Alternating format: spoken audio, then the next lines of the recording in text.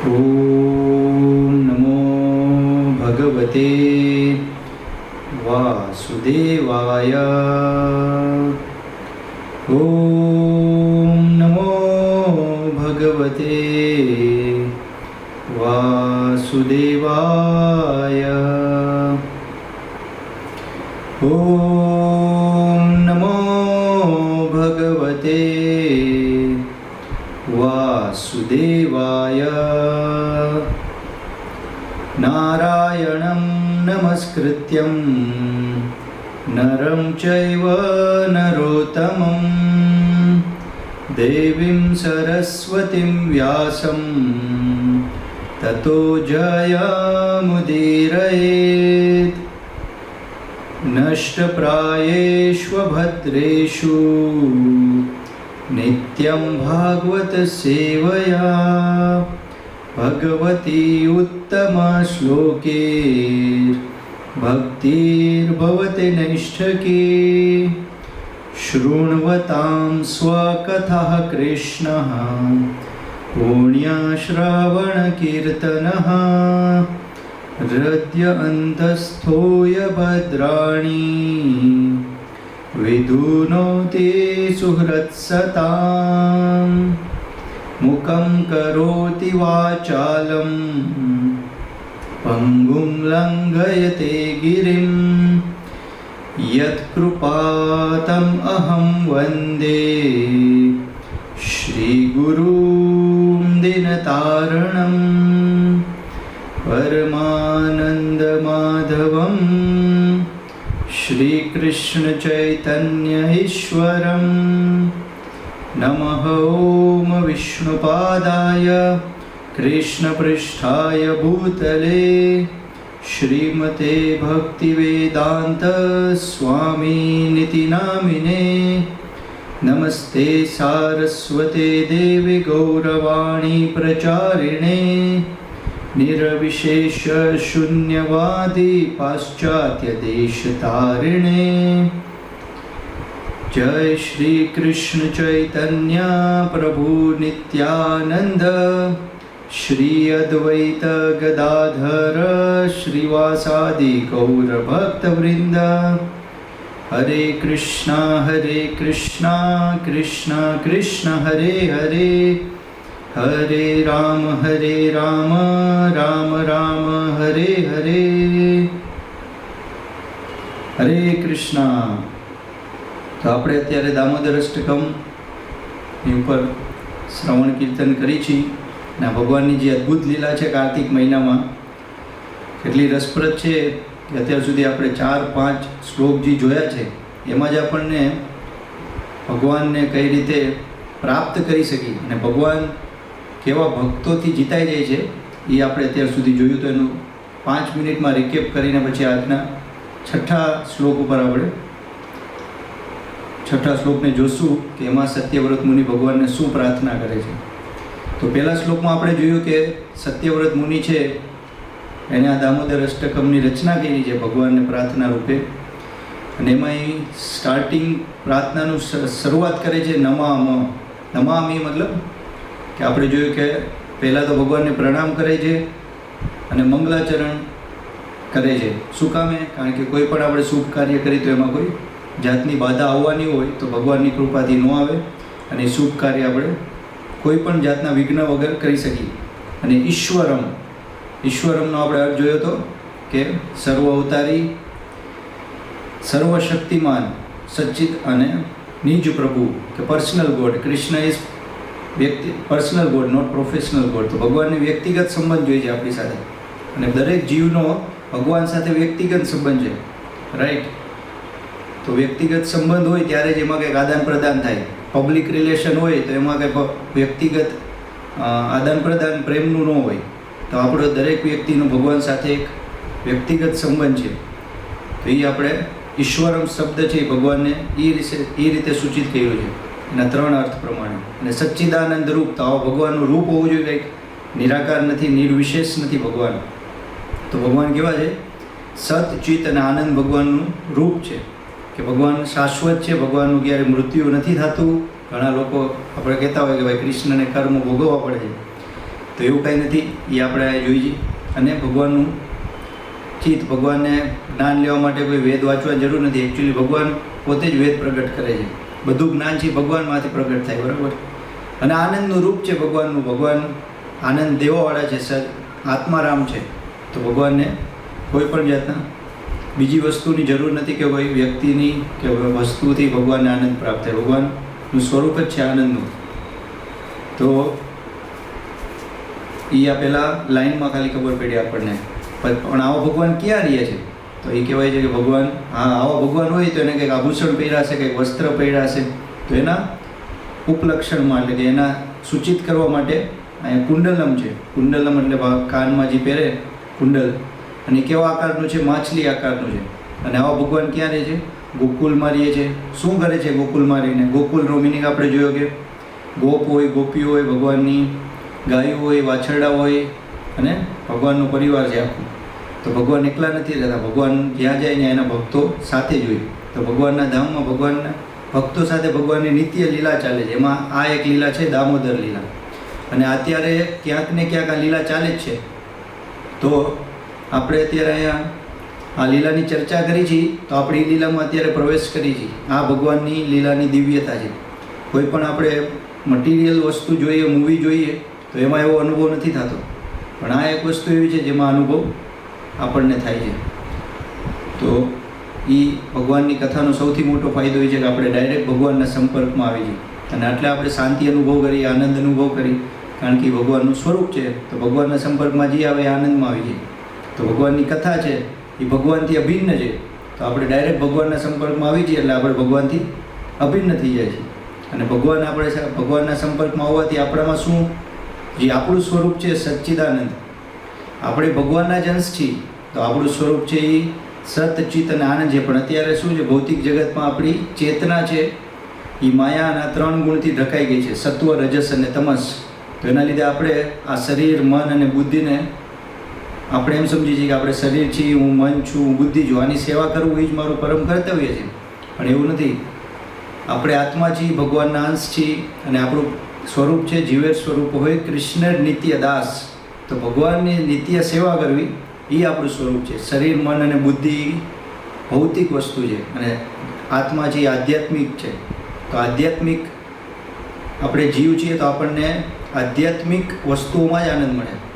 તો એ છે ભગવાનની કથા, ભગવાનનું નામ, ભગવાનની સેવા, ભક્તોને સંગ, ભગવાનના ભોગ લગાડેલો પ્રસાદ.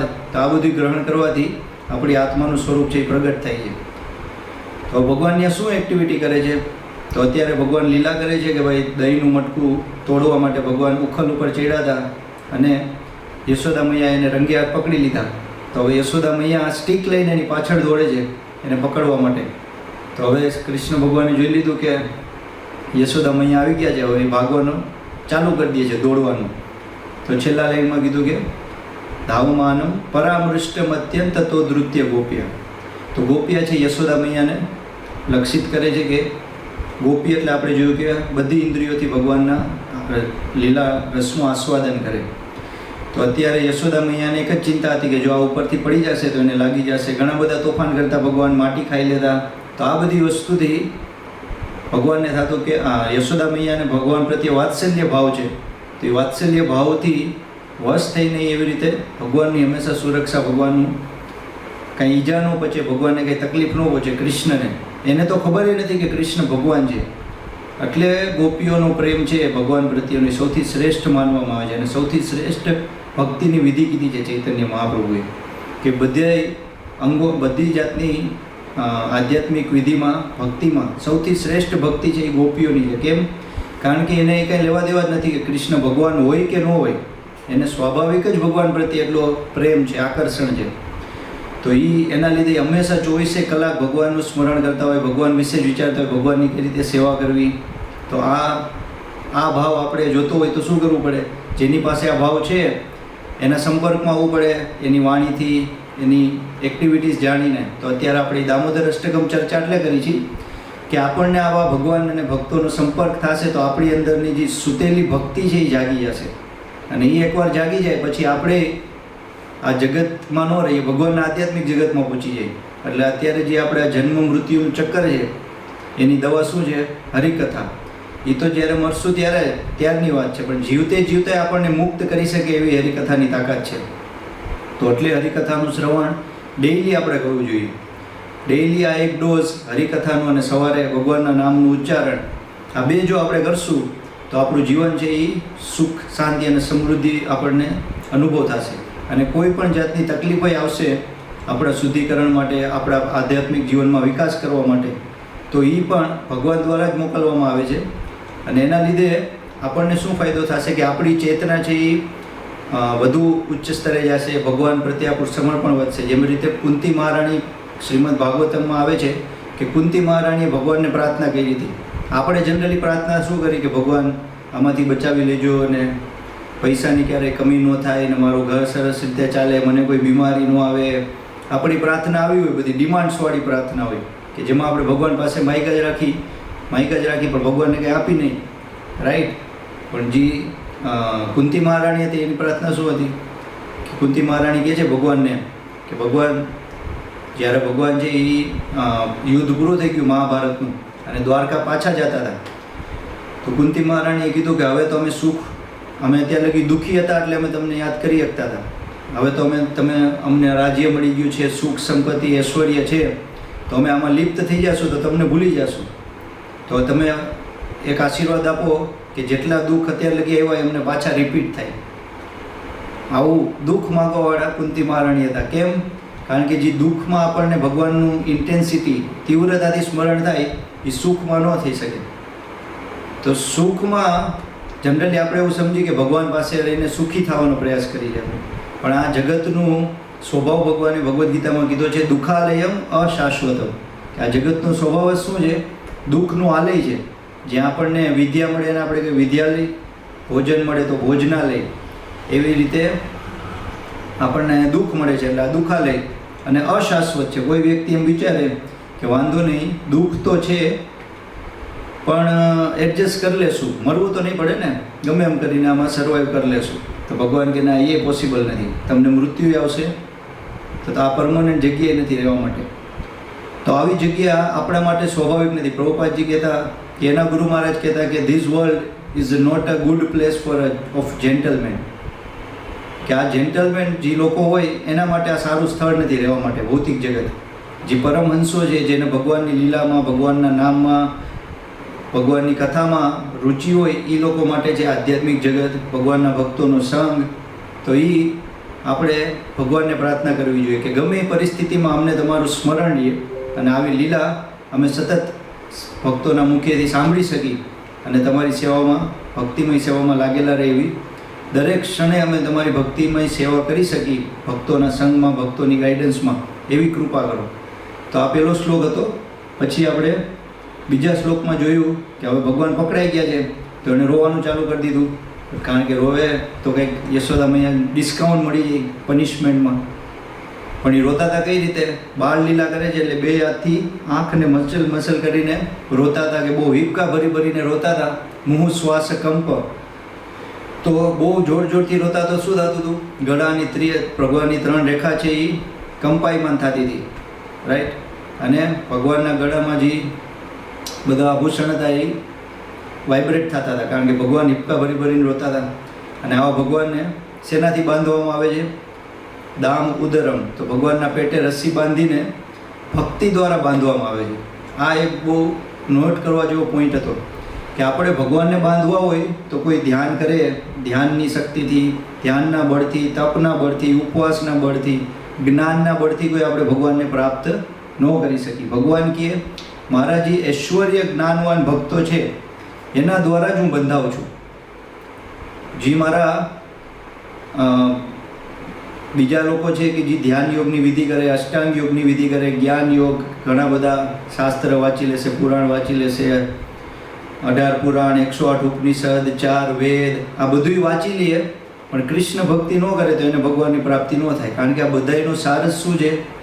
વેદાંત કૃદ્વેદ વિદેવચાહમ. કે બધાય વેદનો સાર છે કે આપણે કૃષ્ણ ભગવાન છે એ જાણી, અને એ જાણીને પછી શું કરવાનું? ભગવાનની ભક્તિમય સેવા કરવાનો પ્રયાસ કરવાનો. તો આ કરશું તો ભગવાન કહે છે કે જે મારા પ્રેમ ભાવથી ભક્તિ કરે છે એનાથી જ હું બંધાવું છું, બાકી કોઈ મને બાંધી નથી શકતા. તો અહીંયા આપણને ચાવી મળી ગઈ ભગવાનને પ્રાપ્ત કરવાની, કે પ્રેમથી ભગવાનની સેવા કરવાની. હવે ભગવાનની સેવા ન કરી તો પ્રભુપાદજી કહે છે કે ભાઈ માયાની સેવા તો કરી જ છીએ આપણે. કોઈ વ્યક્તિ એમ કે ભાઈ મારે નથી કરવી, સેવા નથી કરવી, મારે ભોગ કરવો છે, તો ભોગ ખાલી ભગવાન પોતે કરી શકે છે. ભગવદ્ ગીતામાં કેટલા શ્લોકમાં ભગવાન કહે છે કે હું જ ભોગતા છું અને બાકી બધી વસ્તુ ભોજ્ય છે. તો આપણે બધાએ ભોગ કરવાનો પ્રયાસ કરીએ છીએ, પણ જેટલો આપણે પ્રયાસ કરીએ છીએ એટલા જ આપણે દુઃખી થતા જઈએ છીએ અને લાઈફ છે એ જટિલ, જીવન જટિલ થતું જાય છે. તો એનું સરળ અને સાદું શું કહે સુલભ ઉપાય શું છે કે કૃષ્ણ ભગવાનની સેવા કરવી. એનાથી આપણને શાશ્વત સુખે પ્રાપ્ત થશે અને આપણા સ્વભાવને લીધે આપણો જે ભગવાનનો સેવા કરવાનો સ્વભાવ છે એ આપણને અનંત સુખ આપશે. તો અને સતત ને સતત એમાં વધારો થશે, એમાં ઘટાડો ક્યારેય નહીં થાય. મંદી ન આવે, એમાં તેજી જ આવે. તો એ આ શ્લોકમાં આપણે જોયું. પછી ત્રીજા શ્લોકમાં આપણે જોયું કે ભગવાન આ બધી લીલા કરે છે, શું કામ કરે છે, એની પાછળનું કારણ શું છે. તો ભગવાન સતત વિચારતા હોય કે એના ભક્તોને કઈ રીતે આનંદના કુંડમાં ડૂબાડી શકે. પાણીના કુંડમાં ડૂબાડી તો આપણે પાણીથી ભીંજાઈ જઈએ, અગ્નિના કુંડમાં ડૂબાડી તો આપણે આગથી બળી જાય. એવી જ રીતે ભગવાન એના ભક્તોને હંમેશા કઈ રીતે પ્રસન્ન કરવા એના માટે આનંદના કુંડમાં ડૂબાડીને રાખે છે. તો એનાથી ભક્તોને કઈ રીતે વધારે ને વધારે આનંદ પ્રાપ્ત થાય એ ભગવાનનો પ્રયાસ હોય. અને ભક્તો, ભગવાનના જે શુદ્ધ ભક્તો હોય એ ભગવાન વિશે વિચારતા હોય કે ભગવાનને કઈ રીતે વધારે ને વધારે આનંદ આપી શકે એની સેવા કરીને. તો આ જગતમાં આપણને આવો સંબંધ કે જોવા નહીં મળે. પ્રભુપાદજી કહેતા કે થોડુંક આપણે ખાલી રિલેટિવ જોવું હોય, એવું કંઈક આપણને આઈડિયા હોય કે કેવું હશે, તો એ મા અને સંતાનનો સંબંધ છે એ થોડુંક આપણે એવું વિચારી શકીએ કે આના જેવું હોઈ શકે, પણ એનાથી એ ઘણો મહાન છે ભગવાન અને ભક્તનો પ્રેમમય સંબંધ. તો એ નિસ્વાર્થ પ્રેમ છે એ ખાલી ભગવાન એના ભક્તો સાથે કરે છે, ને ભક્ત એના કૃષ્ણ ભગવાન આપણે કૃષ્ણ ભગવાન સાથે કરીએ છીએ. તો જે શુદ્ધ ભક્તો હોય છે એ દરેક ક્ષણ ભગવાનને પ્રસન્ન કરવા માટે પ્રયાસ કરે, અને ભગવાન છે એ એના ભક્તોને પ્રસન્ન કરવાનો પ્રયાસ. તો આ લીલા દ્વારા ભગવાન એના ભક્તોને સેટિસ્ફાઈ કરવા માટે, એના આનંદના કુંડમાં ડૂબાડવા માટે પ્રયાસ કરે છે. અને સ્વઘોષમ, હવે આમાં કોણ કોણ છે તો એમાં બધા આવી ગયા. યશોદા મૈયા આવી ગયા, આજુબાજુના આડોશી પાડોશી વ્રજવાસીઓ તો એ જોતા હતા. નિમજ્જંતમ આખ્યાપયંતમ તદીયેશ તજ્ઞેશુ ભક્તિર્જિતત્વમ પુનઃ પ્રેમતસ્તમ શતાવૃતિ વંદે. મતલબ કે હવે ભગવાન એને કહે છે કે ભાઈ મારા ભક્તો છે કે જેને મારું ઐશ્વર્ય જ્ઞાન છે કે હું અને એને એની દ્વારા જ હું જીતાઈ જાઉં છું. આવા ભગવાનને સત્યવ્રત મુનિ કહે છે હું 100 વાર પ્રણામ કરું છું પ્રેમથી. કારણ કે ભગવાન આવી લીલા કરે છે તો ભક્તોને એટલો આનંદ આવે. આપણે અત્યારે ભગવાનની આ લીલા સાંભળી છે તો આપણને આખું દ્રશ્ય સામે આવી જાય કે ભગવાન બાળ સ્વરૂપમાં છે અને શરારત કરે છે, નટકટ છે, દહીંની માટલીઓ તોડે છે, અને યશોદા મૈયા એને પકડીને પછી આખી એને ઘરમાં જેટલી દોરડા હતા એ બાંધ્યા તોય 2 આંગળી નાની પડતી હતી. આખા વ્રજમાં જેટલી દોરડા હતા એ લઈ આવ્યા તોય 2 આંગળી નાની પડતી હતી. તો એ 2 આંગળી શું હતું? એ હતું કે ભગવાનના ભક્તોનો એની પ્રત્યે પ્રેમ હતો. પહેલી વસ્તુ કે આપણો પ્રયાસ, અને બીજું આપણો ભગવાન પ્રત્યે સમર્પણ, કે ભગવાન જ્યારે કૃપા કરશે એને ઈચ્છાથી બંધાય છે. આપણા પ્રયાસથી ક્યારેય ભગવાન બંધાવાના નથી, પણ આપણો પ્રયાસ જોઈને જો ભગવાન ખુશ થઈ જાય અને જો એ આપણને કૃપા આપે તો ભગવાન બંધાઈ જાય. તો એ 2 આંગળી દોરડા નાનું પડતું હતું, એ 2 આંગળી શું હતું? એ શું સૂચિત કરે? કે એ સૂચિત કરતું હતું કે ભગવાનને બાંધવા માટે પહેલાં આપણે પ્રયાસ કરવો જરૂરી છે. એવું નથી કે ભાઈ સવારે 10 વાગે ઉઠીને 8 વાગે ઉઠીને ભગવાન પ્રાપ્ત થઈ જશે. ના, એના માટે તપસ્યા કરવી પડે. તપસ્યા શું છે? કળિયુગમાં એક જ તપસ્યા છે, ભગવાનના નામનો જપ કરવો. જેટલો આપણે ભગવાનના નામનો જપ કરશું એટલા જલ્દી આપણને ભગવાનની પ્રાપ્તિ થશે. આવું શાસ્ત્રોમાં ક્યાંય કીધેલું છે? તો હા, બૃહદ નારણીય ઉપનિષદમાં બ્રહ્માજી છે એ નારદ મુનિએ કહે છે હરે કૃષ્ણ કૃષ્ણ કૃષ્ણ હરે હરે, હરે રામ રામ રામ હરે હરે, ઇતિ ષોડશક નામ કલિ કલ્મષ નાશનમ નતઃ પરતરોપાય સર્વવેદેષુ દ્રશ્યતે. અહીંયા બ્રહ્માજી નારદ મુનિ, બ્રહ્માજી આખા સૃષ્ટિની રચના કરી, 4 વેદની રચના કરી, બધી વસ્તુ બ્રહ્માજી આ સૃષ્ટિમાં રચના કરી ભગવાનની કૃપાથી. ભગવાનની નાભીમાંથી નીકળે છે, ભગવાન એને એ કૃપા આપે છે અને એ જ્ઞાનથી આ બધી વસ્તુની રચના થાય છે. તો બ્રહ્માજી કહે છે કે આ જે 16 શબ્દોનો મહામંત્ર છે ઇતિ ષોડશક નામ નામ, એનામાં એટલી તાકાત છે કલી કલ્મશ નાશનમ, કે આ કલયુગની જે અસર છે, કલયુગની શું અસર છે, બધી જગ્યાએ કલહ છે, બધી જગ્યાએ ઝઘડા ચાલે છે, ચીટિંગબાજી ચાલે છે, બધા લોકો દુઃખી છે, પાપમય પ્રવૃત્તિમાં ડૂબેલા છે, આધ્યાત્મિક જ્ઞાનમાં કોઈને ઇન્ટરેસ્ટ નથી, નાસ્તિક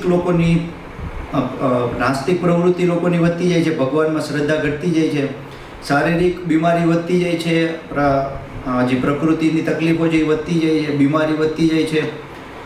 તો આ બધી વસ્તુ કલયુગનો અસર છે. તો એને પહેલાં કટ કરી નાખે, કલી કલ્મશ નાશનમ.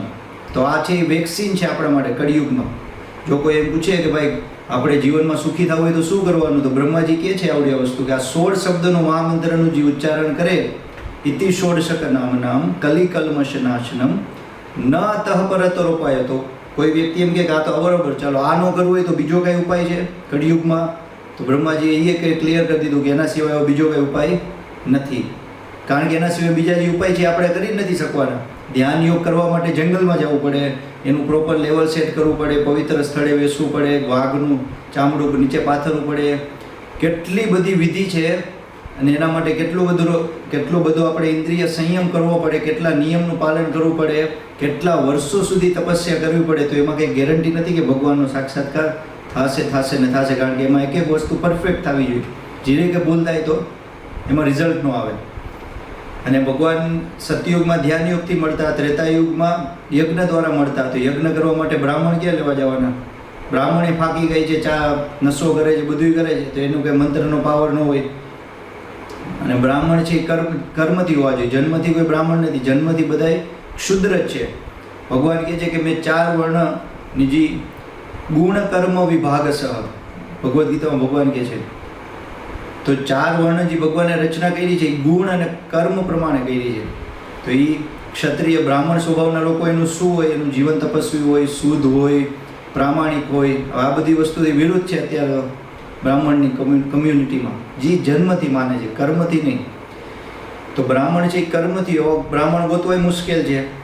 અને પછી બ્રાહ્મણ મળી જાય તો સામગ્રી ક્યાં લેવા જવાની? બધી સામગ્રીમાં મિલાવટ આવે છે, તો એ કઈ યજ્ઞ સફળ ન થાય. તો એ પોસિબલ નથી. અને દ્વાપર યુગમાં ભગવાનના અર્ચ વિગ્રહની પૂજા કરવાની વિધિ હતી. તો અર્ચ વિગ્રહની પૂજા કરવી હોય આપણે, તો એના માટે તો કેટલું બધું આપણી પાસે પહેલાં સંપત્તિ હોવી જોઈએ. ભગવાનના વિગ્રહની સ્થાપના કરવા માટે એટલી ભક્તિ શુદ્ધ હોવી જોઈએ કે ભગવાનની પ્રાણ પ્રતિષ્ઠા થઈ શકે. પછી એના અર્ચ વિગ્રહના કેટલા નિયમો એ પાલન થવા જોઈએ. સવાર સાંજ 6 વાર ભગવાનને ભોગ લગાડવાનો, એનો શૃંગાર કરવાનો, આ બધી વસ્તુ પ્રોપર થવી જોઈએ. તો એ પોસિબલ નથી. મંદિરે જવાનો સમય નથી, તો ઘરે ભગવાન મંદિર બનાવીને ભગવાનની સેવા કરવાની તો વાત જ પોસિબલ નથી. તો આ ત્રણેય વસ્તુ શક્ય નથી કળિયુગમાં. તો કઈ વસ્તુ શક્ય છે? કલો તદ હરિકીર્તનાથ, કે કલયુગની વિધિ શું છે? ભગવાનના નામનો જપ કરો. આ કરવાથી જે સતયુગમાં હજારો વર્ષ ધ્યાન કરીને, ત્રેતાયુગમાં ઘણા બધા યજ્ઞો કરીને, મહાન મોટા યજ્ઞ કરી, વિશાળ ખર્ચાળ, અને દ્વાપર યુગમાં ભગવાનની અર્ચ વિગ્રહની પૂજા કરીને જે ફળ પ્રાપ્ત થતું એ જ ફળ. અને એનાથી મહાન હવે ચૈતન્ય મહાપ્રભુ ગોલોકેર પ્રેમધન હરિનામ સંકીર્તન, તો એ આપણા માટે લઈને આવ્યા છે કલયુગ માટે. કલયુગના જીવોનો ઉદ્ધાર કરવા માટે, ભગવાનના ધામમાં પાછા લઈ જવા માટે સાક્ષાત ચૈતન્ય મહાપ્રભુજી રાધા કૃષ્ણનો જ અવતાર છે. એ ગોલોક વૃંદાવનમાંથી અહીંયા આપણે જેવી રીતે કરન્સી હોય, ઇન્ડિયાની રૂપિયા કરન્સી છે, તો હું તમને 100 રૂપિયા આપું તો 100 રૂપિયાનું ધન તમે કોઈક નાખો તો 100 રૂપિયાના મૂલ્યવાન વસ્તુ પાછી સામે મળે. તો ગોલોકેર પ્રેમ ધન હરિનામ સંકીર્તન. તો ગોલોકમાં કયું ધન ચાલે છે? પ્રેમનું ધન. અને એ શું છે? હરિનામ સંકીર્તન.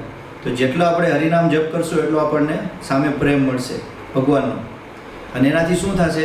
તો આપણે ભગવાનના ધામમાં પાછા ચલા જશું અને આપણો જે ભગવાન સાથેનો નિત્ય સંબંધ છે એ સ્થાપિત થઈ જાય છે. તો એ આપણે આ 3જા શ્લોકમાં ચર્ચા કરી હતી. અને પછી 4થો શ્લોક આપણે જોયો તો કે હાલો બરોબર છે કે ભગવાન છે એ આવા હોય, ભગવાન ગોકુળમાં રહે છે, એની આ બધી એક્ટિવિટીઝ ચાલે છે, ભગવાન એના ભક્તોને આનંદના કુંડમાં ડૂબાડવા માટે આ બધી લીલા કરે છે, રાઈટ. અને આ બધી વસ્તુ ભગવાન પ્રેમથી બંધાય છે, ભક્તિથી બંધાય છે, બીજા કોઈ સાધનથી બંધાતા નથી. આ બધી વસ્તુ થઈ ગઈ. તો હવે ભક્ત શું માંગે છે ભગવાન આગળ? તો એ 4થા શ્લોકમાં સત્યવ્રત મુનિ પ્રાર્થના કરે છે, મારે મોક્ષ નથી જોતો, બીજા લોકો જે બધી ઈચ્છા રાખે છે તમારી આગળ, એ મારે કાંઈ નથી જોતી. ઇવન મારે વૃંદાવનમાં તમે વાસ આપો કે વૈકુંઠ વાસ મળે, એ મારી ઈચ્છા નથી. અચ્છા, તો ભગવાન કે તો તમારે શું જોઈએ છે? તો ત્યારે સત્યવ્રત મુનિ કહે છે કે તમારું જે આ બાળ ગોપાળનું સ્વરૂપ છે એ સદાય મારા મનમાં સ્થાપિત રહે અને ક્યારેય એનું વિસ્મરણ ન થાય. આ એક આશીર્વાદ મને આપો. અને આમાં આપણે જોયું કે જો આપણે ભગવાનનું સતત સ્મરણ કરી શકીએ તો ભગવાનનું ધામ, ભગવાનનું જે ઐશ્વર્ય છે બધું ને ઓટોમેટિક પ્રગટ થઈ જાય. કારણ કે ભગવાન અને ભગવાનનું નામ, ગુણ, રૂપ, લીલા બધું અભિન્ન છે. તો ભગવાનનો આખો સરંજામ છે. તો એણે સત્યવ્રત મુનિએ કીધું કે આ બધી વસ્તુ પ્રાપ્ત કરવાનો મને શું લાભ? કિમન્ય. તો જો તમે મને તમારું સ્મરણ ન રહે અને બાકી બધી વસ્તુ મળી જાય, બ્રહ્મ જ્યોતિમાં લીન થઈ જાય, કાં પછી કંઈ ભૌતિક ઐશ્વર્ય મળી જાય, સ્વર્ગની પ્રાપ્તિ થઈ જાય, કોઈ રાજા બની જાઓ, કાં પછી વધારે વૈકુંઠમાં આવીને તમારી સેવા કરો, પણ આ જે બાળ ગોપાળનું જે સ્વરૂપ છે એમાં જે રસનો મને અત્યારે આનંદ મળે છે કે જે આ બધી વસ્તુ એના સામે ટૂંકી પડે એટલો રસ આમાં ભરેલો છે. તો એ મારે બાળ સ્વરૂપ છે તમારું, એ મારા હંમેશા મારા હૃદયમાં સ્ફુરિત રહીએ, સ્મરણીય એવી કૃપા કરો. તો આ પ્રાર્થના છે આપણે ભગવાન આગળ કરવી જોઈએ. અને પ્રભુપાદજી કહેતા કે આપણને ભગવાનને એક જ પ્રાર્થના કરવી જોઈએ કે કૃષ્ણ ભગવાન એવી શક્તિ આપજો કે હું સદાય તમારું સ્મરણ કરી શકું અને ક્યારેય તમને ભૂલું નહીં. તો આવી શક્તિ આપણે ભગવાન પાસે માગવી જોઈએ. કારણ કે જ્યારે આપણે ભગવાનનું સ્મરણ કરી છીએ તો આપણે બધી રીતે સુરક્ષિત થઈ જઈએ છીએ. આપણો સ્વભાવ જે સચ્ચિદાનંદ એમાં રહીએ છીએ. પણ જ્યારે વિસ્મરણ થઈ જાય છે તો આપણે પછી ભગવાનથી દૂર થઈને આ જેવી રીતે અત્યારે કષ્ટ ભોગવીએ છીએ, કષ્ટ આપણો ચાલુ થઈ જાય છે. કારણ કે આપણી સ્વભાવની વિરુદ્ધ છે. તો આ પ્રાર્થના આપણે રોજ ભગવાનને કરવી જોઈએ કે હું સદાય તમારું સ્મરણ કરી શકું અને ક્યારેય મને તમારું વિસ્મરણ ન થાય. આ બહુ સૌથી પાવરફુલ પ્રાર્થના છે. એ આપણે હંમેશા રોજ સવારે ઉઠી ભગવાનને જ્યારે દર્શન કરતા હોય ત્યારે આ ભગવાનને પ્રાર્થના કરવી જોઈએ. બાકી બધી વસ્તુ ઓટોમેટિક. પ્રભુપાદજી કહેતા કે $10,000 આપો, હું તમને $10,000 આપું કે $10,000 આપું. ત્યારે પ્રભુપાદજી અમેરિકામાં પ્રચાર કરતા એટલે ડોલર કહેતા. તો $10,000 હું તમને આપું તો એ કે તમે એમાં પછી અલગથી એમ ન કહેવાનું કે $1,000 આપો, મારે $1,000ની જરૂર છે. $10,000 મતલબ $1,000 આવી જ ગયા છે.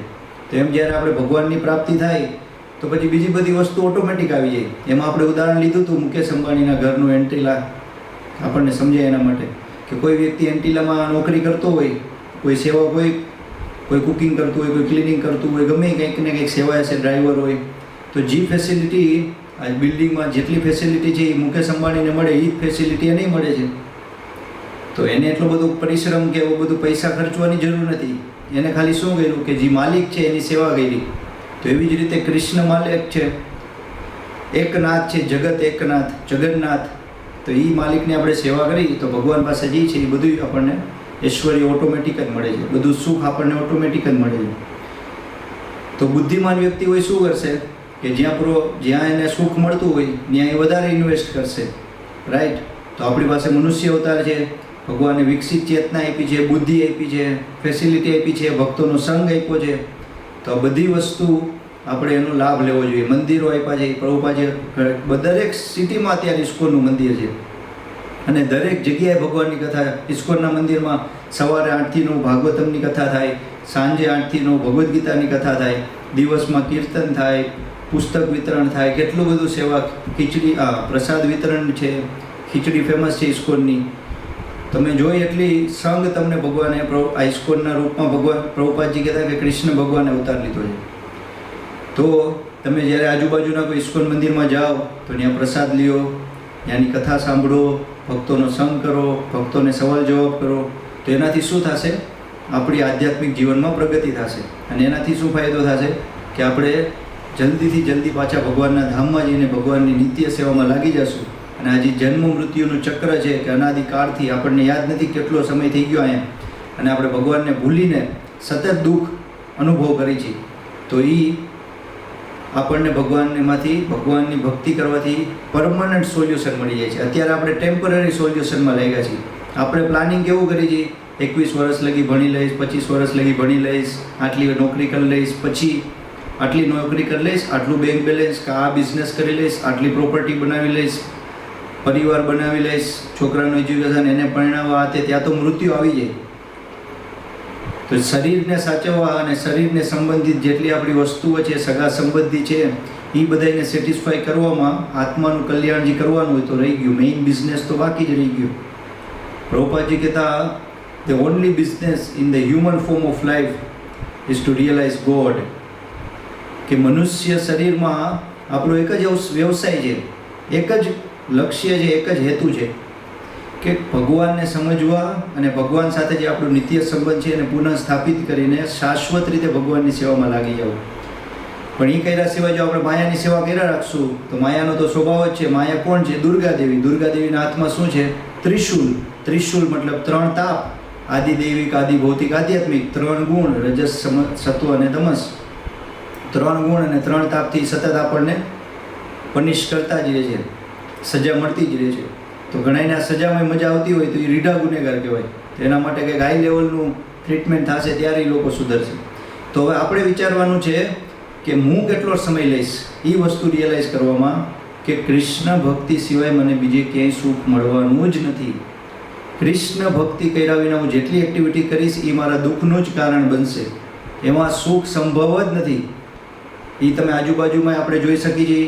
શાસ્ત્ર વાંચો, ભગવદ્ ગીતા, ભાગવતમ વાંચો કે જેમાં વર્ણન છે કે ભાઈ રાવણ છે, હિરણ્યકશિપુ છે, કેટલા બધા અસુર છે, એણે ઘણો પ્રયાસ કર્યો ભગવાનથી સ્વતંત્ર થઈને સુખી થવાનો, પણ એ બધાનું શું થયું? વિનાશ જ થયું.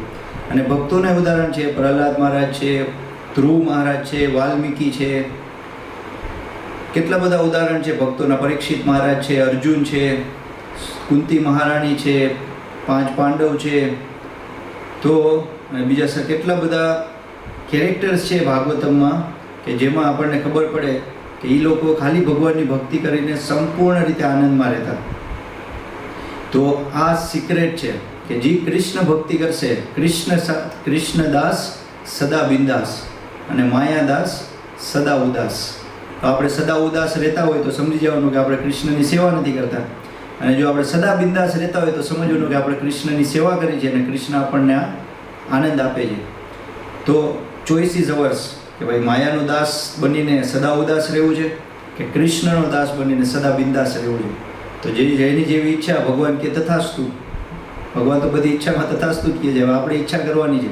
ઘણા લોકો એમ કે ભગવાનની કૃપા હશે તો વૃંદાવન આવશું, ભગવાનની કૃપા હશે ત્યારે મંદિરે જશું, ભગવાનની કૃપાથી હશે ત્યારે કથા વાંચશું, સાંભળશું, ભગવદ્ ગીતા વાંચશું. તો ભગવાનની આ કૃપા નથી? મંદિરો છે આટલા બધા, આટલી ગ્રંથો પ્રગટ કર્યા પ્રભુપાદજીએ, ભગવદ્ ગીતા, ભાગવતમનો આટલો ડિટેલમાં આપણને સમજાય એ ભાષામાં રાતભર જાગી જાગીને લખ્યું. તો આ શું કૃપા નથી? એ આપણે ખુદને પૂછવું જોઈએ. તો આ બધું આપણે જાણી પછી આ બધી વસ્તુમાં આપણને ખબર પડે કે આ શું કામ, આનો પર્પઝ શું છે, આનાથી ફાયદો શું છે અને આ મારે કેટલું સિરિયસલી કરવું જોઈએ. અને ચોથો અને 5મો શ્લોક, ચોથામાં આપણે જોયું કે ભગવાન અગર એને બીજું કાંઈ નથી જોતું, બાળ સ્વરૂપમાં આવ્યું. અને 5મા શ્લોકમાં ભગવાનનું બાળ સ્વરૂપ કેવું સુંદર છે એનું વર્ણન થયું કે ભગવાનનું જે મુખ છે અત્યંત નીલેર, ભગવાનનો જે વર્ણ કલર છે શરીરનો એ નીલા કલરનો છે. વૃત્તમ કુંતલે સ્નિગ્ધ રક્તેશ્ચ ગોપ્યા. અને ભગવાનનું જે મુખ છે એ ભગવાનના જે હોઠ છે એ બિંબ ફળ જેટલો રેડિશ છે. ભગવાનના કરલી હેર છે. અને આ રીતે ભગવાન આપણું મનને મોહિત કરી લે એવું ભગવાનનું સરસ રૂપ આપણે જોયું કાલે 5મા શ્લોકમાં. કેટલું સરસ રૂપ, કરલી હેર, ભગવાનની કમલ જેવું મુખ. કોઈ એવો વ્યક્તિ ન હોય જેને કમળ ન ગમતું હોય. અને કમળ મુખમાં ભગવાનના જે હોઠ છે એ બિંબ ફળ જેટલા રેડિશ છે. તો એ બિંબ ફળ આપણે લગભગ આમાં જોયું હતું કે આ જે આટલા રેડ કલરનું ભગવાનનું હોઠ છે. અને બાકી બધું આપણે ભગવાનના જે અંગોનું આપણે ચર્ચા કરી હતી કાલના શ્લોકમાં થઈ ગયા. હવે આજે આપણે 6થા શ્લોકમાં જોશું કે ભગવાન સત્યવ્રત મુનિ ભગવાન શ્રી કૃષ્ણ ભગવાનને શું પ્રાર્થના કરે છે. એકચ્યુઅલી 8 શ્લોક છે એ પ્રાર્થનાના રૂપમાં જ છે. ભગવાનને નમસ્કાર કરીને ભગવાનની કૃપા યાચના કરે છે. તો એનાથી આપણને શું ફાયદો થાય છે કે આપણી ઓટોમેટિક પ્રાર્થના થઈ જાય છે. આપણને તો ખબર નથી પ્રાર્થના શું કરવાની, તો આવી રીતે પ્રાર્થના આપણે શીખી શકીએ કે આવી પ્રાર્થના કરવાની હોય, અને ન આવડે તો આ રિપીટ કરવાથી ભગવાન આપણને કૃપા આપે છે. તો આજે 6થો શ્લોક જોશું. નમો દેવ દામોદરાનંત વિષ્ણુ પ્રસીદ પ્રભુ દુઃખ ઝાલબ્ધિમગ્નમ. નમો દેવ દામોદરાનંત વિષ્ણુ પ્રસીદ પ્રભુ દુઃખ ઝાલબ્ધિમગ્નમ. કૃપા દૃષ્ટિવૃષ્ટ્યાતિ દિનં બતાનું ગૃહાણેશ મામજ્ઞ મેધ્યક્ષિદ્રસ્ય. કૃપા દૃષ્ટિવૃષ્ટ્યાતિ દિનં બતાનું ગૃહાણેશ મામજ્ઞ મેધ્યક્ષિદ્રસ્ય. હરે કૃષ્ણ કૃષ્ણ કૃષ્ણ હરે હરે, હરે રામ રામ રામ હરે હરે. તો મધુર શ્લોકનો શું અર્થ છે આપણે અનુવાદ જોશું. હે દેવ, દિવ્ય રૂપ વાલે, ભગવાનનું રૂપ છે ભૌતિક નથી, દિવ્ય છે, 3 ગુણથી પરે છે. હે ભક્ત વત્સલ, ભગવાનને એના ભક્તો સૌથી વધારે, વત્સલ એટલે કે ભગવાનને એના ભક્તો પ્રત્યે સૌથી વધારે પ્રેમ છે. તો હે દામોદર, હે અચિંત્ય મહાશક્તિયુક્ત અનંત, ભગવાન છે કેવા છે? અનંત છે, લિમિટેડ નથી. ભગવાન અત્ર તત્ર સર્વત્ર છે અને અચિંત્ય છે. અચિંત્ય એટલે આપણે એને મનથી પ્રાપ્ત ન કરી શકીએ. મનમાં આપણે એવું કંઈ ફોર્મ ઇમેજિન કરીને ખબર ન પડી જાય કે ભગવાન આવા જશે. એ જ્યારે ભગવાન પ્રગટ થશે ત્યારે જ આપણને, ભગવાન જ્યારે એની કૃપાથી એનું સ્વરૂપ પ્રગટ કરશે ત્યારે જ આપણને એ રિયલાઇઝ થાય. અને મહાશક્તિથી યુક્ત છે, તો ભગવાન સર્વશક્તિમાન છે, સર્વવ્યાપક, બધી જગ્યાએ ભગવાન છે.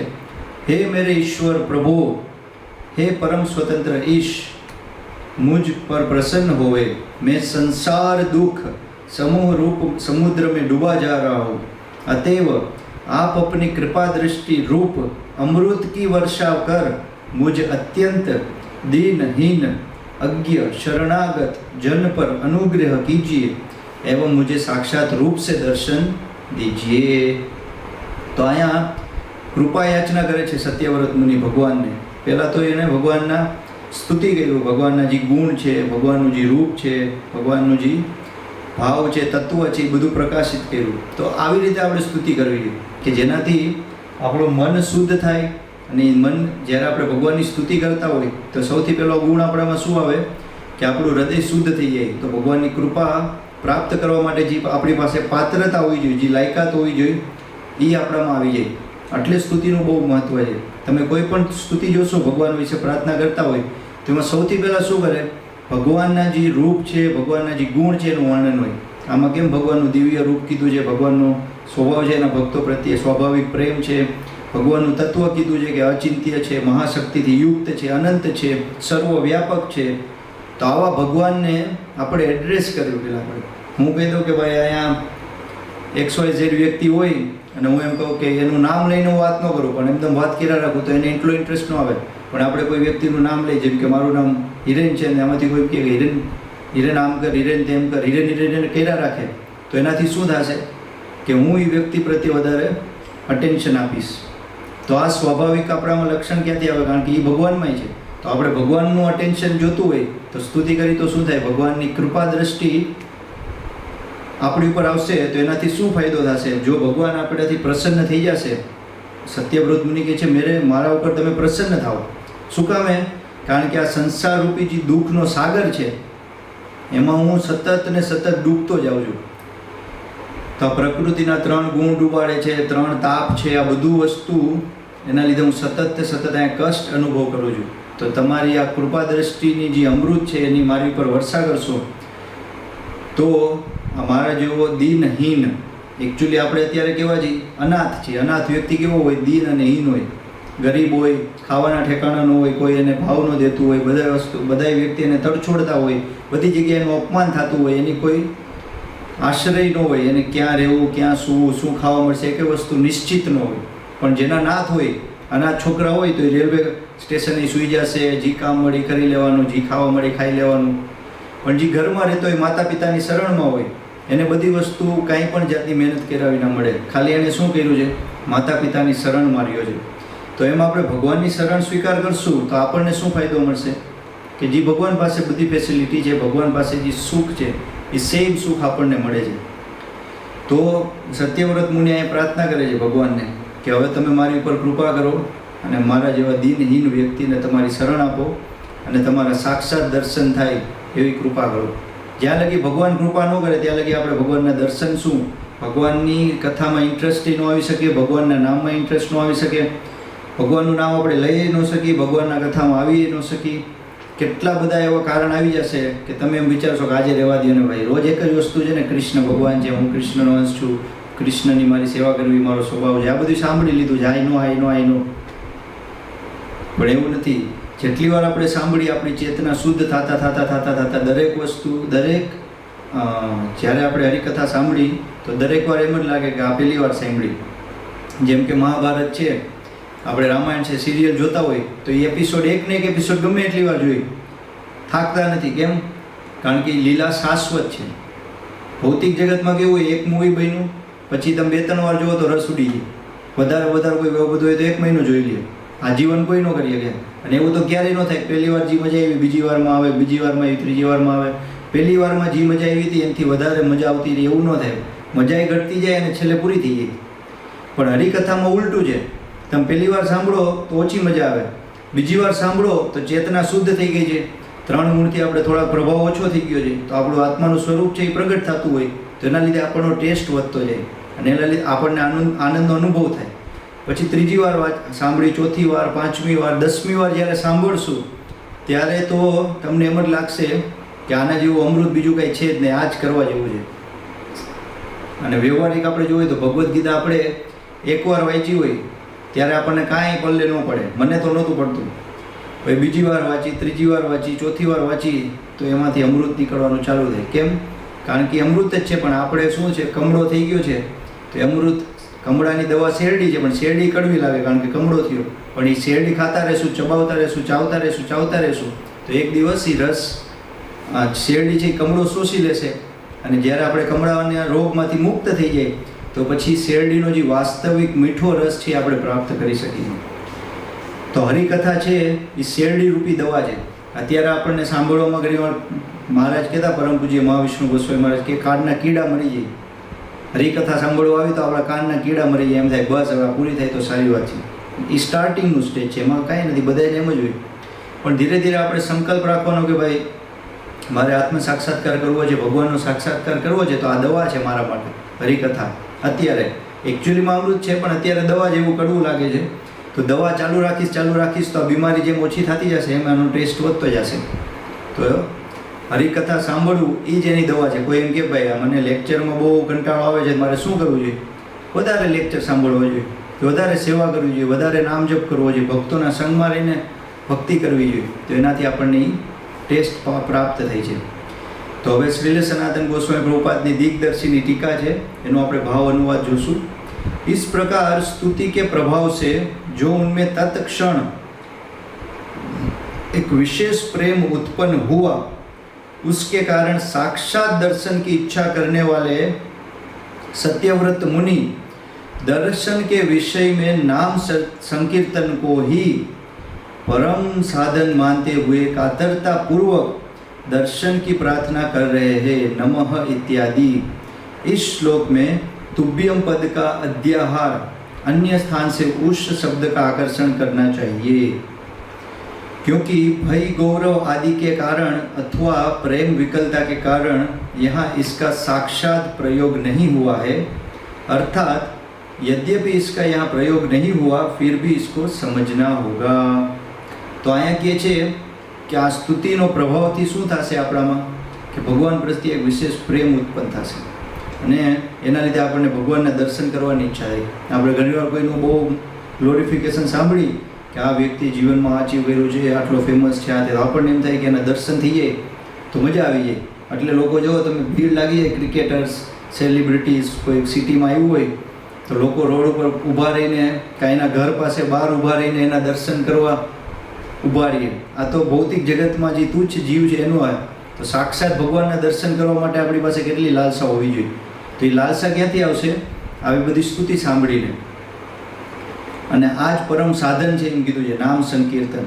ભગવાનનું નામ, ભગવાનના રૂપ, ભગવાનનું ગુણ, આ બધા એનું જે કીર્તન છે એ સૌથી શ્રેષ્ઠ સાધન છે ભગવાનનો સાક્ષાત્કાર કરવા માટે. અને આમાં જે નમઃ તુભ્યમનું આખો ટેકનિકલ સમજાવે છે કે એક એક શબ્દ જે અહીંયા યુઝ કરવામાં આવે છે સ્તુતિમાં, એનો એક એક શબ્દ પાછળ એક એક ભાવ છે. તો ભય ગૌરવ આદિ કે કારણ, તો એમાં કીધું છે કે જો तुभ्यम पद का अध्याहार अन्य स्थान से उस शब्द का आकर्षण करना चाहिए. तो भय અને गौरव आदि के कारण अथवा प्रेम विकलता के कारण यहाँ इसका साक्षात प्रयोग नहीं हुआ है. तो ભગવાનને ભય તો લાગી જ ગયો તો, અને પ્રેમ વિકલતા એટલે ભગવાન એના ભક્તો પ્રત્યે પ્રેમી છે, તો એટલે એનું ઉપમા આપવા માટે આ શબ્દો વાપરવામાં આવ્યા છે. ડાયરેક્ટ પાછું સેમ વસ્તુ નિર્દેશિત કરે છે કે જે આપણે પહેલાંના શ્લોકમાં જોયું, 5મા અને 4થા શ્લોકમાં, એ જ વસ્તુ અહીંયા 6થા શ્લોકમાં પાછી સત્યવ્રત મુનિ છે એ રિપીટ કરે છે. પણ એના માટે આ બે શબ્દ નમઃ તુભ્યમ વાપરીને કરે છે. એના પછી કહે છે, હે પ્રભુ अर्थात हे मेरे ईश्वर, आप प्रसन्न होवे उस कृपा का वर्णन कर रहे हैं जो वे भगवान से चाहते हैं.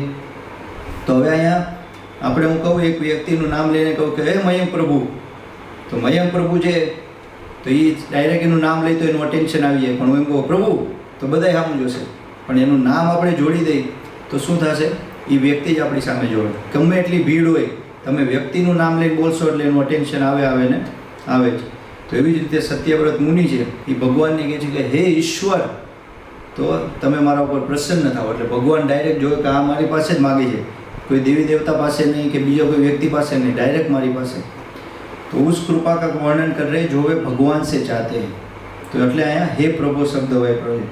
દુઃખ झालाब्धिमग्नम का अर्थ मैं सांसारिक दुख अथवा आपके अदर्शन से उत्पन्न दुख की परंपरा रूपी के सागर में निमग्न हूँ.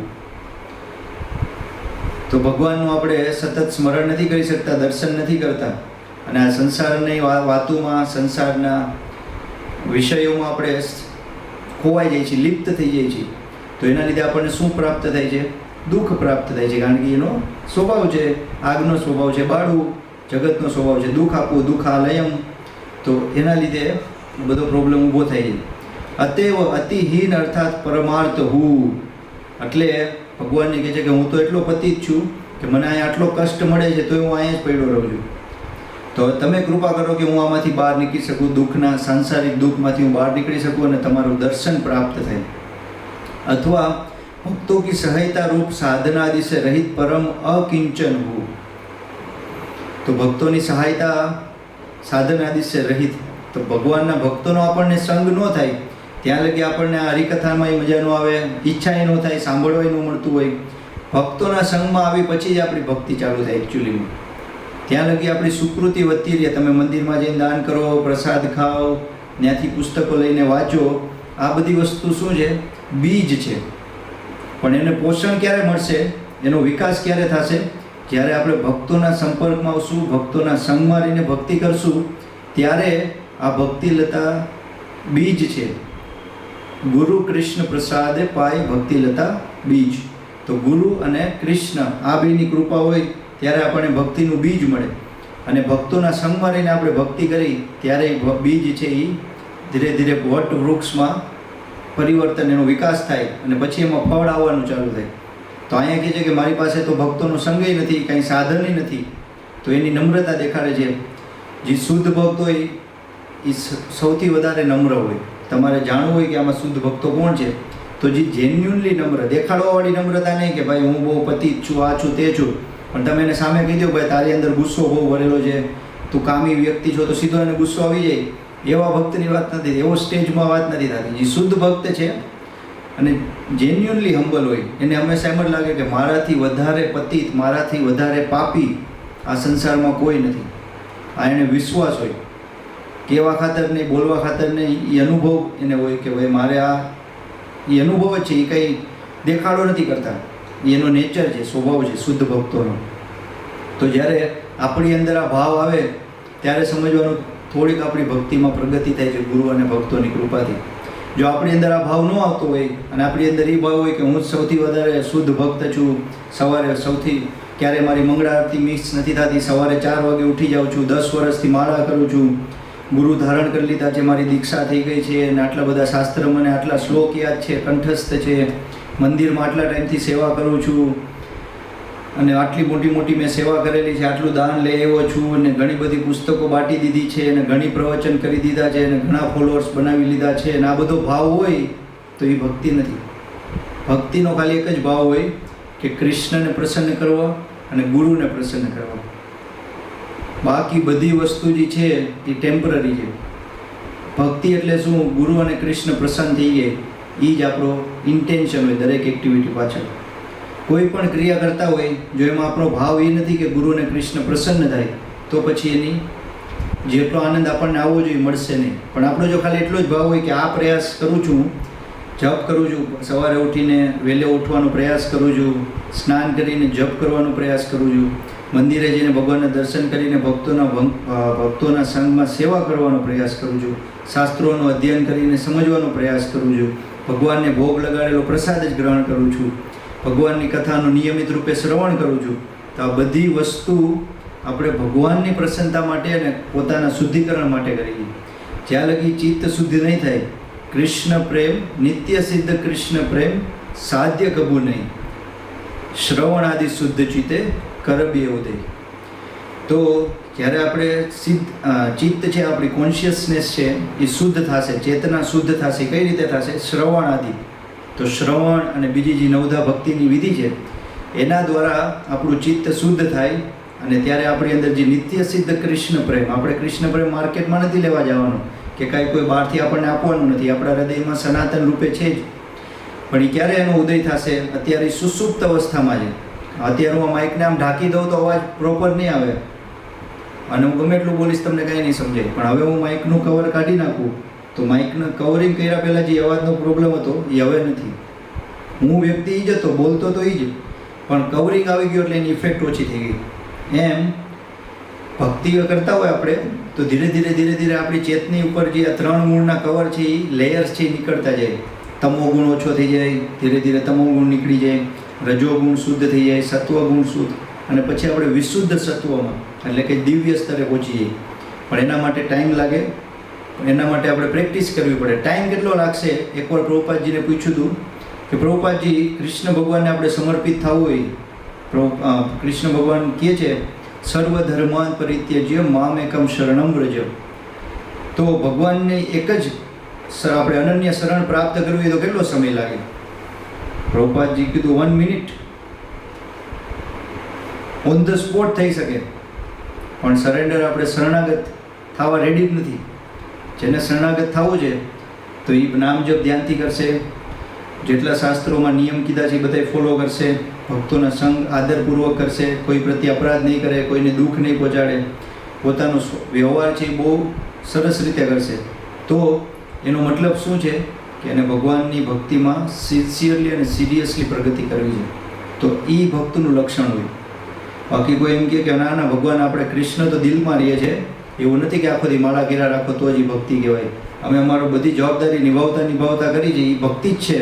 તમે તમારા કર્તવ્ય મૂકી દો અને 24 કલાક મંદિરમાં માળા ઘુમાવો એ કંઈ ભક્તિ નથી. તમે 12 કલાક ફેક્ટરીમાં જઈને પાપ કરો, બહારની ગમે વસ્તુ અચર કચર ખાઈ લ્યો અને પછી આવીને 2 મિનિટ અગરબત્તી ઘુમાવી દો તો એને ભક્તિ કહેવાય. તો આ ભક્તિ નથી, આ ભ્રમ છે. ભ્રમમાં શું હોય? આપણને એમ લાગતું હું કરું બરોબર જ છે, પણ શાસ્ત્રમાં વાંચી તો ખબર પડે. ભગવાન 3જા અધ્યાયના 13મા શ્લોકમાં કહે છે યજ્ઞ શિષ્ટાસી સંતો મુચ્યંતે સર્વ ક્લિબિશે પુંજતે તે ત્વગમ પાપા યે પચંત્યાત્મ કારણાત. તો જે મને ભોગ લગાડ્યા વિના અન્ન ગ્રહણ કરે છે તો એ તો પાપ ખાય છે ભગવાન કહે, કારણ કે એમાં કેટલા બધા જીવોની હિંસા થાય છે, પ્લસ એ બધી વસ્તુ ભગવાને આપણને આપેલી છે. તો પેલું કર્તવ્ય છે, જે વ્યક્તિ એનો માલિક છે એને થોડુંક આપણે, તમે કોઈ કંપનીમાં કામ કરતા હોય તો એ માલિક તમને સેલરી આપે એટલે આપણું ભરણ પોષણ થઈ જાય. હવે તમને માલિકને હટાવી દો અને તમે ત્યાં એની સીટ ઉપર બેસી જાઓ તો જેલ જ સજા જ મળશે ને, પોલીસ આવીને લઈ જશે, નાખી દેશે જેલમાં.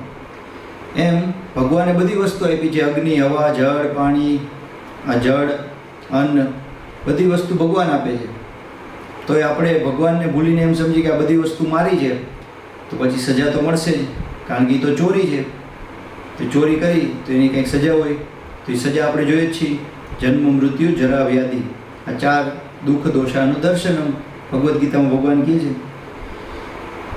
તો અહીંયા સત્યવ્રત મુનિ પ્રાર્થના કરે છે કે આમાંથી નીકળવાનો એક જ રસ્તો છે અને એ છે તમારી કૃપા. અને અકિંચન છું એટલે ગરીબ છું, પરમ અકિંચન, ખાલી અકિંચન ને પરમ, તો પરમ પતિત, સૌથી વધારે ગરીબ હું છું. તો મને આ વસ્તુની, તમારી કૃપાની સૌથી વધારે જરૂર મને છે. આ ભાવ આપણામાં હોવો જોઈએ. એમ નહીં કે હું સૌથી વધારે શુદ્ધ છું, વાંધો નહીં, તમે લોકો 16 માળા કરો, હવે મારે માળા કરવાની જરૂર નથી. તો આ ભાવ હોય તો એને ક્યારેય ભગવાન પ્રાપ્ત નથી થવાના. એ આપણે જોઈ છીએ. અથવા જીતે હુએ બી મરા જૈસા હું, તો આપણે કહેતા જોઈએ ને, શું મરેલા જેમ જીવસ, શું મરેલા જેમ બોલસ, શું મરેલા જેવું મોઢું લઈને ફરસ. તો એવું આપણે ઉપમા દઈએ છીએ. એનો મિનિંગ શું છે કે જે મરેલો હોય એમાં કંઈ મુવમેન્ટ જ ન થતી હોય, એને કાંઈ અંદર ઇમોશન્સ ન હોય, કાંઈ એક્શન્સ ન હોય, કંઈ કાર્ય જ ન કરતો હોય. તો આપણે દુઃખી, આ સંસારમાં દુઃખ સતત ભોગવીએ છીએ તો આપણે મરેલા જેવા જ છીએ. તો સત્યવ્રત મુનિ એ સ્થિતિ આપણી જે છે, એ તો પોતે હંમેશા આનંદના સચ્ચિદાનંદનો જ અનુભવ કરે છે, ભગવાનને ડાયરેક્ટ સંપર્કમાં છે, પણ એ આપણું વર્ણન કરે છે, આપણે રિયલાઇઝ કરી શકીએ ને આવી પ્રાર્થના ભગવાનને કરી શકીએ. જ્યાં લગી આપણી દિલથી પ્રાર્થના નહીં થાય ત્યાં લગી આપણને કૃપા નહીં મળે. અને પહેલાં મિકેનિકલ હોય, દિલથી ન થાય સીધી, પણ મિકેનિકલ તો મિકેનિકલ, ભગવાનની સામે ઊભું રહીને આપણે બોલવું જોઈએ, શુદ્ધ ભક્તિ આપો, દરેક ક્ષણ તમારી સેવામાં હું વાપરી શકું એવી સદબુદ્ધિ આપો, સંગ આપો, ભક્તોનો સંગ આપો અને શક્તિ આપો કે હું તમારા સેવામાં નિયુક્ત રહીને પ્રચારની સેવા કરી શકું, ઘણી બધી સેવા છે કરી શકું. એવી શક્તિ આપણે ભગવાન પાસે માંગવી જોઈએ. શરૂઆતમાં મિકેનિકલ હોઈ શકે, પણ ધીરે ધીરે ધીરે ધીરે ભગવાનની કૃપાથી આપણું એમાં ભાવ આવશે જ, પણ એ कंसिस्टेंसी देवी જોઈએ. तो तुम अपनी स्थिति का प्रतिक्रिया क्यों नहीं करते, उस पर भी अज्ञ अर्थात उसके प्रतिकार आदि के विषय में अनभिज्ञ मुझे कृपा पूर्वक निरीक्षण ही की परंपरा द्वारा अथवा कृपा दृष्टि रूप अमृत की वर्षा द्वारा उस दुख समुद्र से उद्धारक जीवित करे. तो भगवान के ठीक છે, તમને આટલી બધી પરિસ્થિતિ આવે છે, તમે કંઈક એનું સોલ્યુશન કાઢો, મારી પાસે શું કામ આવો છો? તો એનું અજ્ઞ શબ્દ દ્વારા કહે છે કે એના વિશે મને કંઈ જ્ઞાન જ નથી. આ બધી વસ્તુ જે છે એ કેવી રીતે બહાર નીકળવું એ મને કંઈ જ્ઞાન નથી. તો તમારી કૃપાપૂર્વક નિરીક્ષણ કી પરંપરા દ્વારા, કૃપા દ્રષ્ટિ રૂપ અમૃત કી વર્ષા દ્વારા, તો ભગવાનની કૃપા દ્રષ્ટિ પડે પછી જ આપણે આ દુઃખમાંથી બહાર નીકળી શકીએ. આપણે આપણા પ્રયાસથી ક્યારેય બહાર નીકળી નથી શકવાના. એ આપણે પ્રયાસ કરી લીધો, ઘણા જન્મોથી કરી છે, હજી લગી નથી નીકળ્યા અને આગળ નહીં નીકળી. ભાગવતમાં તો એવા સત્ય આપણે કેટલા એવા ઉદાહરણ છે, કેટલા સતયુગના છે, ત્રેતાયુગના છે, અલગ અલગ બ્રહ્માજીના છે. તો હજી લગી તો કોઈ એવું કરી નથી શક્યું. એનો મતલબ શું છે? એ સંભવ જ નથી. ભગવાનની શરણ એક જ આપણું સુરક્ષા છે અને એક જ આપણી આશા છે.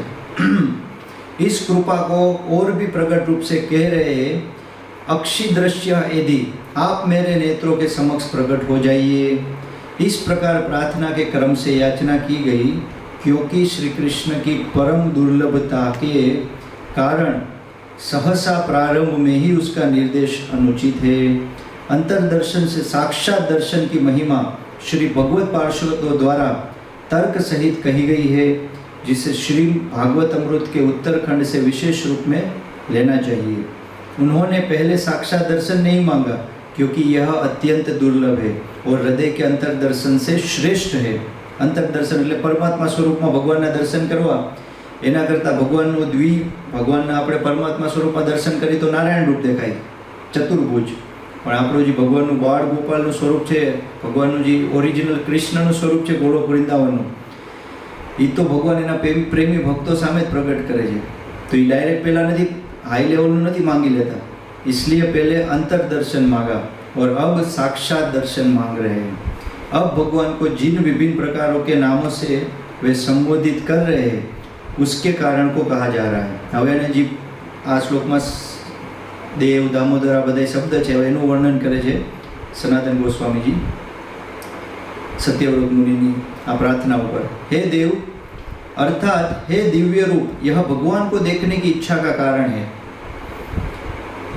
भगवान ने જોવા માટે પહેલા ઈચ્છા હોવી જોઈએ. ઈચ્છા ન હોય તો આપણે એક વસ્તુ કરી ન શકીએ. તો આ ઈચ્છા ક્યાંથી આવશે? હરિકથા સાંભળીને જ આવશે. ભગવાન ભક્તોના સંગમાં આવશે, ભગવાનની મહાનતા જાણીને આવશે. ભગવાનની આ લીલા જાણી આપણે તો કેટલો પ્રેમથી ઓતપ્રોત છે ભગવાનની આ લીલા. તો એ જાણીને આપણને ઈચ્છા થાય કે આવા ભગવાનને મારે મળવું છે, એકવાર આવા ભગવાનની સેવા કરવી છે. તો એના માટે અહીંયા દેવ શબ્દ વાપરીને એની ઈચ્છા પ્રગટ કરે છે ભગવાનને જોવાની. અને દામોદર यह भक्त वात्सल्य विशेष के द्वारा आंखों द्वारा दर्शन योग्यता के विषय में हेतु है. तो दामोदर છે એ ભગવાન રસ્સીથી તો બંધાઈ ગયા નથી, ભગવાન પ્રેમથી બંધાણા છે. તો એના ભક્ત પ્રત્યેનો ભક્ત વત્સલ આપણે જોયું કે ભગવાનને સ્વભાવ છે ભક્ત વત્સલ. ભગવાન એના ભક્તોની પ્રેમ ભક્તિથી બંધાઈ જાય છે. તો એ ભક્ત વાત્સલ્ય વિશેષ એટલે આ જે ભગવાનનો ગુણ છે એને પ્રગટ કરવા માટે દામોદર શબ્દ વપરાય છે કે જેના લીધે ભગવાનનું દર્શન પ્રાપ્ત કરવા માટેની યોગ્યતા આપણને પ્રાપ્ત થાય. તો એ યોગ્યતા પ્રાપ્ત કરવા માટે ભગવાનનું આ રૂપ છે અને આ લીલા રૂપે આપણને ભગવાનના દર્શન થાય એવી પ્રાર્થના કરે છે સત્યવ્રત મુનિ. अनंत नान्तो यस्मात् यह कृपा दृष्टि रूप अनुग्रह के विषय में हेतु है. तो अनंत मतलब भगवान गમે વસ્તુ આપણને આપી શકે, પણ ભગવાનની કૃપા દ્રષ્ટિ માટે આપણે સત્યવ્રત મુનિ આ શબ્દ વાપરે છે કે તમારી પાસે તો એક વસ્તુની કમી નથી, તો મારા જેવા ગરીબ વ્યક્તિને તમારી કૃપા આપી દો તો મારો ઉદ્ધાર થઈ જશે. આપણે ક્યારેક પૈસાની જરૂર હોય તો આપણે એવા વ્યક્તિને પકડી કે એની પાસે એટલું બધું હોય કે થોડુંક આપે, સમુદ્રમાંથી લોટો કાઢી તો એ સમુદ્રમાં પાણી એટલું જ રહે ને. તો એવી રીતે ભગવાનની કૃપા તો કરુણા સિંધુ સાગર જેવડી છે, એમાંથી ભગવાન આપણને થોડુંક આપી દેશે તો આપણું કલ્યાણ થઈ જશે. તો એ ભાવથી અનંત શબ્દ વાપર્યું છે, એ ચર્ચા કરે છે.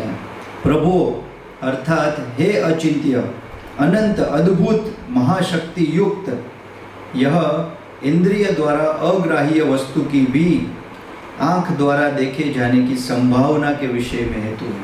तो अपन एम थाय भगवान अनंत है तो एना दर्शन थता ही से आ चर्म चक्षु द्वारा.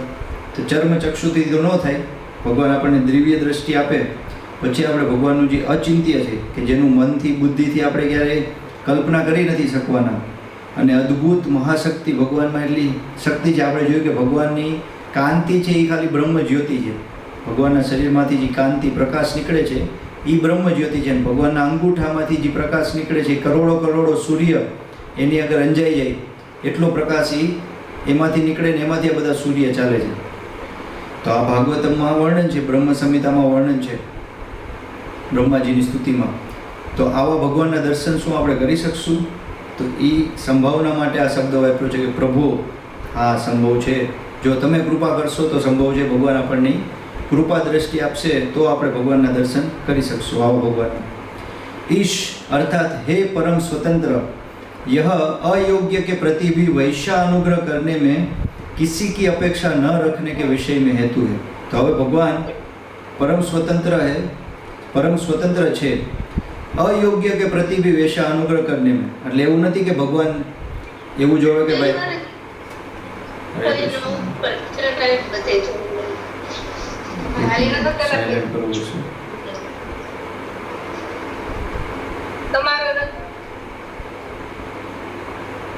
સોરી.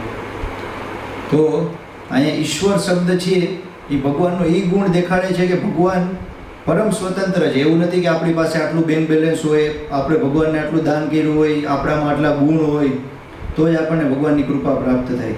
ના, આપણી કાંઈ યોગ્યતા નથી છતાંય ભગવાન કૃપા કરી શકે છે.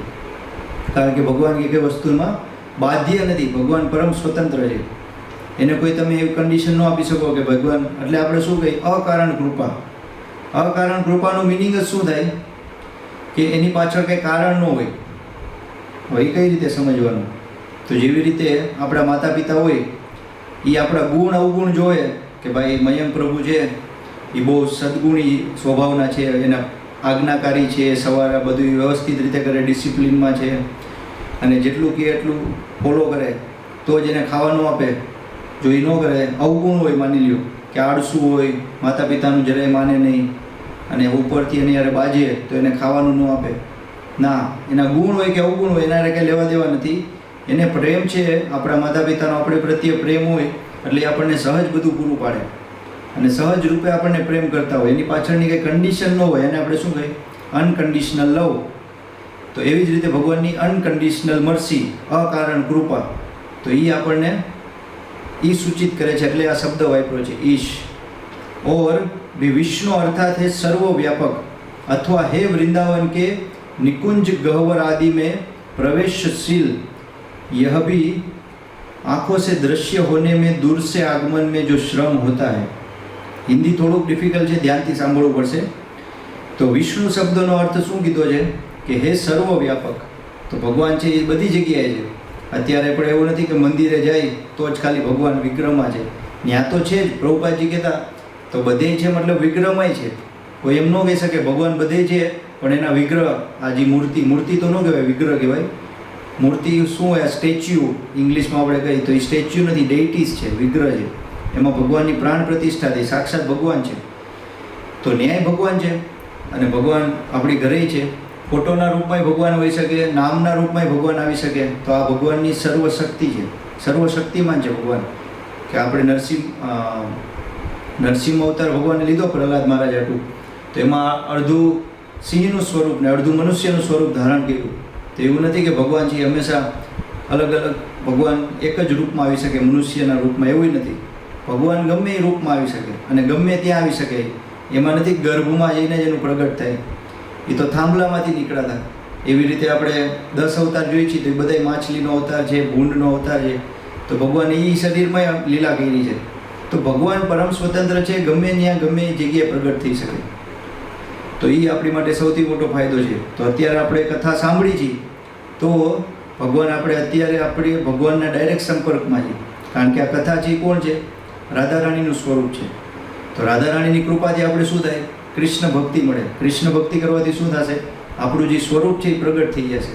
આપણું સ્વરૂપ શું છે એ આપણને અત્યારે ભૂલાઈ ગયું છે. તો એ યાદ કરાવવાની આ પ્રોસેસ છે, આ દવા છે.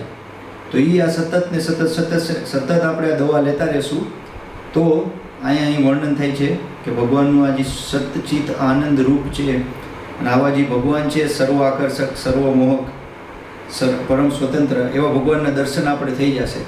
આ દ્રષ્ટિથી તો નહીં થાય પણ આ બધી વિધિ કરતાં ભગવાનની કૃપાથી આપણને ભગવાન એવી શક્તિ આપશે, એવી દ્રષ્ટિ આપશે દિવ્ય, કે જેનાથી આપણે ભગવાનના દર્શન કરી શકીએ. તો ત્યાં વિષ્ણુ શબ્દનો અર્થ પહેલો કીધો સર્વવ્યાપક અને બીજું છે કે હે વૃંદાવન કે નિકુંજ ગહ્વરાદિ, મતલબ વૃંદાવનની ગલીઓમાં ઘૂમવાવાળા. વૃંદાવનમાં કેટલા વન હતા અલગ અલગ, તો ત્યાં ભગવાન અલગ અલગ વનમાં અલગ અલગ ગોપી સાથે લીલા કરતા. તો એ બધું 10મા સ્કંદમાં આવે. પણ એ થોડુંક એના પહેલાં આપણે બેઝિક વસ્તુ તત્વ સમજવું પડે. નકર પછી શું હોય, બોયફ્રેન્ડ ગર્લફ્રેન્ડ જેવું મટીરિયલ વિચારી લે તો એ અપરાધ થઈ જશે. તો એના માટે આપણે થોડું વેઇટ કરવો પડશે. એ જ્યારે ભગવાન કૃપા કરશે ત્યારે આપણે એને ચર્ચા કરશું.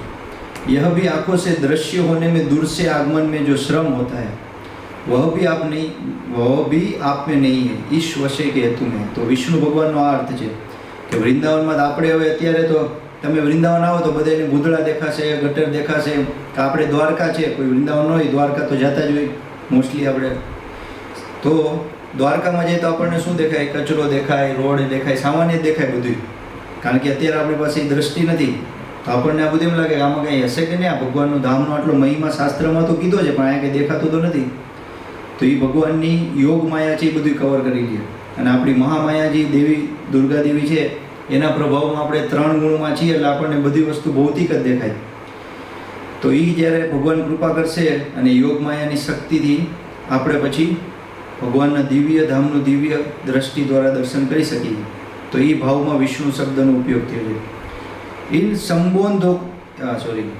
संबोधनों की अन्य प्रकार की योजना भी कर रहे हैं अथवा हे अनंत अर्थात अपरिच्छिन्न, हे विष्णु अर्थात सर्वव्यापी, तथापि हे दामोदर, इस प्रकार परम वात्सल्य विषय के द्वारा आपके लिए अकृत कुछ भी नहीं है, यह अर्थ ध्वनित होता है.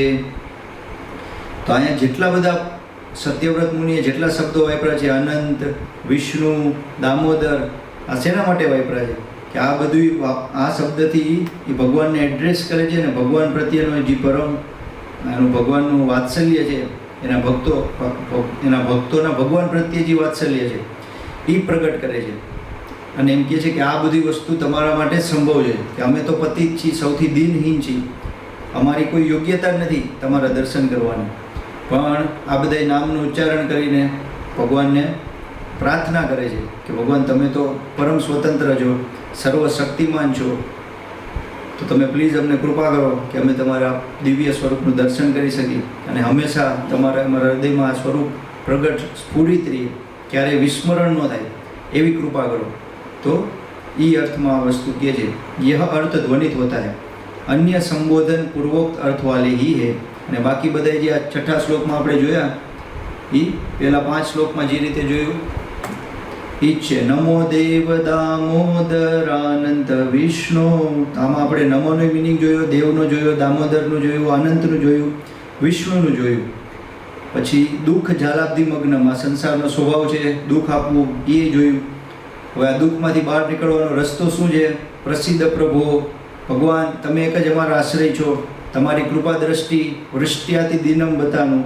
તો તમારી કૃપા દ્રષ્ટિ છે એ આ દિનહીન મારા જેવા વ્યક્તિ ઉપર નાખો કે જેથી હું આ બધે દુઃખનો જે સંસારનો આ દુઃખરૂપી સાગર છે એમાંથી હું ગ્રહાણેશ મામજ્ઞ મેધ્યક્ષી દ્રશ્ય બહાર નીકળીને તમારા સાક્ષાત દર્શન કરી શકું અને તમારું આ જે લીલાનું બાળ ગોપાલનું સ્વરૂપ છે એ દામોદર સ્વરૂપ મારા હૃદયમાં હંમેશા માટે સ્થાપિત રહે, કે જેના લીધે હું આ સંસારમાં રહીને એનું દુઃખ છે એ મને સ્પર્શ ન કરી શકે અને તમારી મને શાશ્વત કૃપા મળતી રહે, કે જેના લીધે હું હંમેશા તમારા સંપર્કમાં રહીને ભક્તિ કરી શકું. તો આ હતો આજના છઠ્ઠા શ્લોકનો મિનિંગ, કે જેમાં 1 મિનિટ સત્યવ્રત મુનિ છે, સત્યવ્રત મુનિ છે એ કેટલી નમ્રતાપૂર્વક પ્રાર્થના કરે છે.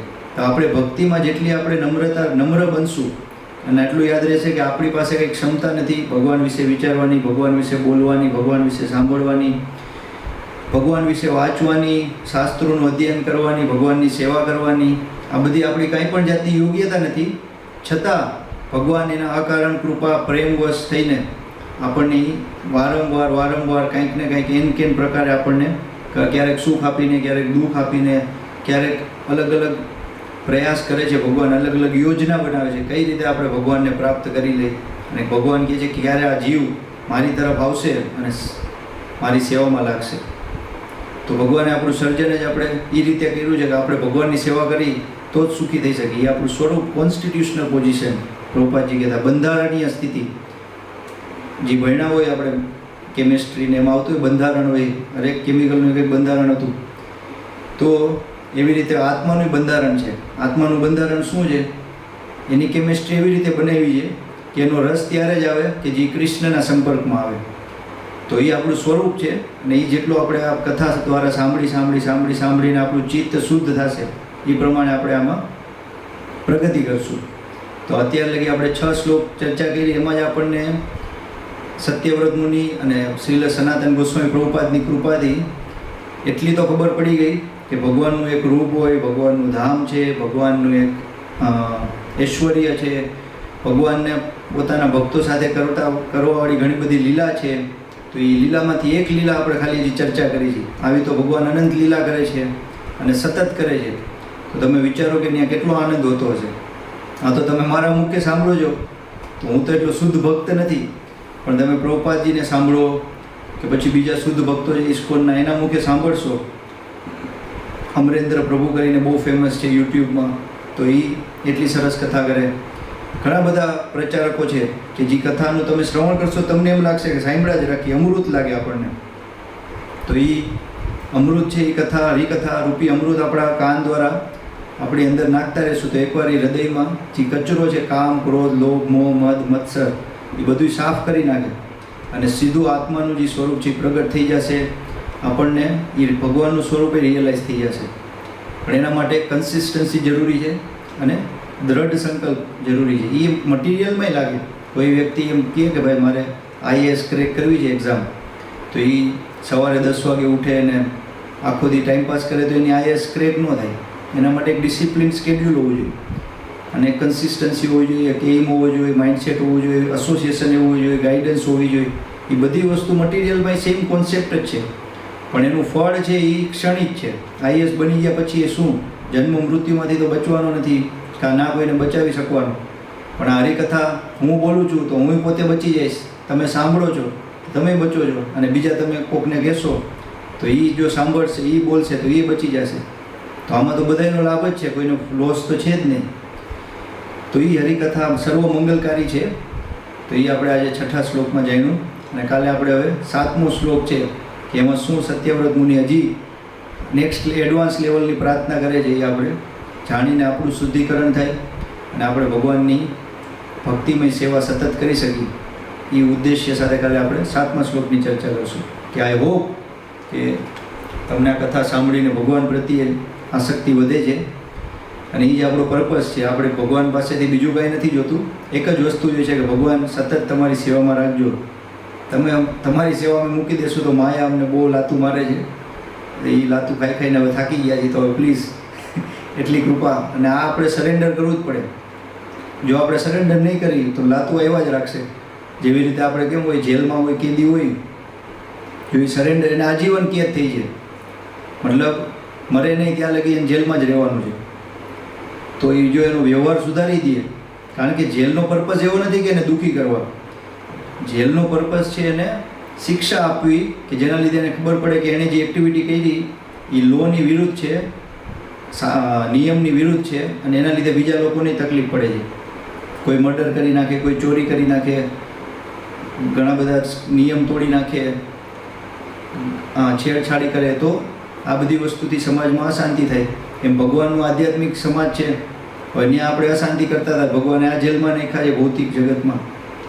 દ્વેષ ભાવનાથી આપણે ભગવાનથી ભરાયેલા હતા. ભગવાન તમે એક શું કામ લીલા કરો, અમારી પોતાની, અમારી પાસે ગોપીઓ હોવી જોઈએ, અમારી પાસે અમારો એક ગ્રહ હોવો જોઈએ, અમારી પાસે અમારો પોતાનો એક સરંજામ હોવો જોઈએ. તો ભગવાન કહે તો અહીંયા તો હું પોતે એક જ છું, વૈકુંઠનાથ, વૈકુંઠપતિ.